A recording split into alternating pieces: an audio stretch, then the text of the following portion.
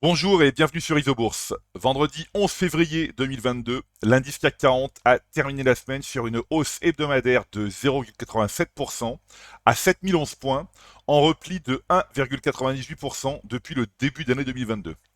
Alors sans exception, les principaux indices français ont clôturé la semaine dans le vert, la plus forte hausse hebdomadaire revenant au CAC 1060, le baromètre des valeurs moyennes de la Bourse de Paris, avec un gain de 3,35%. Aux États-Unis, alors que les indices S&P 600 et S&P 400 des petites et moyennes valeurs ont enregistré des gains hebdomadaires, l'indice élargi de la bourse de New York, le S&P 500, a fini la semaine sur une baisse hebdomadaire de 1,82%.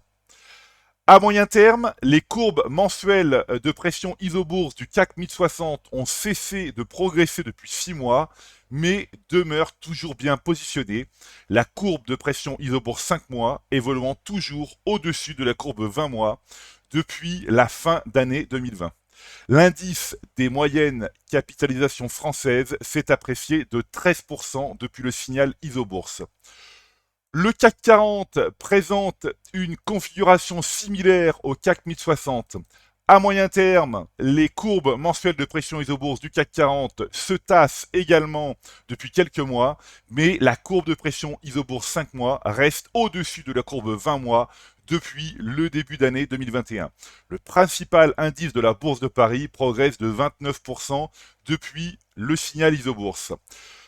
Quant au S&P 500, et comme je l'ai déjà indiqué dans ma précédente chronique, il a terminé le mois de janvier 2022 sur un croisement baissier des courbes de pression isobourse 5 et 20 mois, stoppant la phase haussière de moyen terme débutée dans l'été 2020 avec un gain proche de 30%.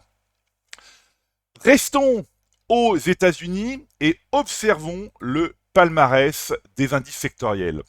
Alors, à l'exception des secteurs de l'énergie et des matériaux de base, qui ont progressé de plus de 1% cette semaine, tous les autres secteurs se sont repliés, la plus forte baisse hebdomadaire revenant au secteur qui regroupe Netflix, Meta Platform Facebook, Twitter ou encore Alphabet Google. Alors, l'indice S&P 500 Communication Service est en baisse de plus de 12% depuis le début d'année 2022. Après une phase haussière identifiée en mars 2019 et une progression de 70%, le modèle isobourse est repassé négatif à moyen terme fin décembre 2021 sur l'indice des services de communication. À l'opposé et porté par les valeurs pétrolières, l'indice S&P 500 énergie est en hausse de plus de 26% depuis le début de l'année 2022. Le modèle isobourse est positif à moyen terme depuis janvier 2021 sur l'indice du secteur de l'énergie. L'indice s'est apprécié de 80% depuis le signal isobourse. À Paris maintenant, eh bien, les utilisateurs du logiciel isobourse rigoureux et patients ont été récompensés par la plus forte hausse du SBF 120, l'action Eramet qui a gagné 16% cette semaine. Le modèle isobourse est positif à moyen terme depuis novembre 2020 sur le titre du groupe minier et métallurgique. Eramet progresse de 196% depuis le signal isobourse.